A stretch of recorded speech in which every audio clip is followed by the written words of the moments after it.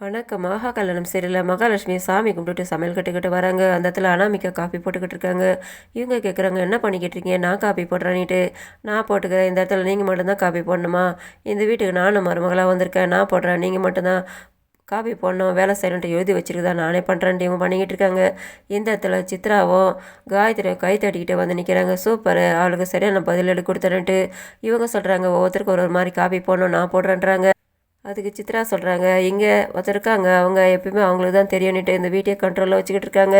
அவங்களுக்கு மட்டும் தான் எல்லாம் தெரியுன்ட்டு ரொம்ப பெருமையாக பேத்திட்டு இருந்தாங்க. இப்போ நீ வந்துட்டு எல்லாம் போட்டிக்கு அதனால தான் குறுக்க வந்து பேசுகிறாங்க. நீ நல்ல வேலை செஞ்ச, காப்பி எடுத்துன்னு போய் கொடுமான்றாங்க. அவங்களும் எடுத்துகிட்டு வந்துட்டு காயத்ரி சொல்கிறாங்க, இன்றைக்கி அனாமிக்கு அதை காப்பி போட்டிருக்கா குடிங்கன்னுட்டு அவங்களும் எல்லாருக்கும் எடுத்து வந்து கொடுக்குறாங்க.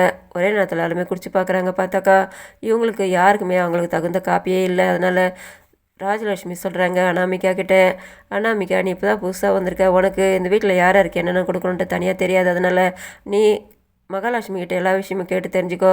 காப்பிக்கு அந்த மாதிரினாக்கா சமையல்னாக்கா இன்னும் பெரிய விஷயம். அதனால் நீ மகாலட்சுமி கிட்ட எல்லா விஷயத்தையும் கேட்டு தெரிஞ்சுக்கிட்டு அதுக்கப்புறமா வேலை செய்யின்ட்டு அவங்க சொல்லிட்டு போகிறாங்க. இவங்க ஷாக் ஆகுறாங்க. இந்த இடத்துல ஐஸ்வர்யா வந்து சொல்கிறாங்க, புளியை பார்த்து பூனை சூடு போட்டுக்கணும் கதை மாதிரி இருக்குது நீ பண்ணிக்கிட்டு இருந்துன்ட்டு அவங்க சொல்லிட்டு போகிறாங்க. அதுக்கப்புறமா சித்ரா வந்து காயத்ரிக்கு அனாமிக்காக சொல்கிறாங்க, இத்தனை நாளாக நீங்கள் அக்கா அக்கான்ட்டு அவங்கள தூக்கி வச்சு பேசுனீங்க. இப்போ அக்காவுக்கு பிடிக்கலனாலும் அவளை விட்டு கொடுக்காம எப்படி பேசுகிறாங்க பார்த்தீங்களான்ட்டு இவங்க அவங்களுக்கு தூண்டி விட்டுறாங்க. அதுக்கப்புறமா அனாமிகா வந்து உட்காந்துக்கிட்டு இருக்காங்க. அந்த இடத்துல சித்ரா காப்பி எடுத்து கொடுத்துட்டு இவங்க மகாலட்சுமி எதிராக இவங்கள தூண்டி விடுறாங்க.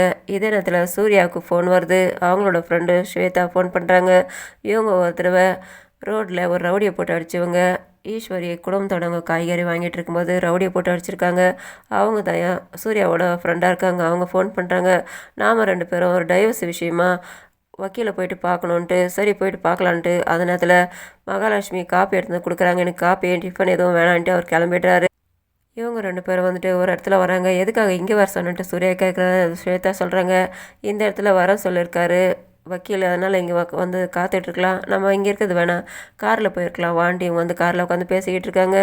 இந்த இடத்துல ஒரு பெரியவர் வந்துட்டு பிச்சை கேட்குறாரு. இவங்களும் கண்ணாடி கதவை திறந்து பிச்சை போடுறாங்க. இந்த பக்கமாக சூர்யாவுக்கு சாப்பாடு செஞ்சு எடுத்துகிட்டு வந்துட்டுருக்காங்க மகாலட்சுமி. இவங்க பார்த்துடுறாங்க.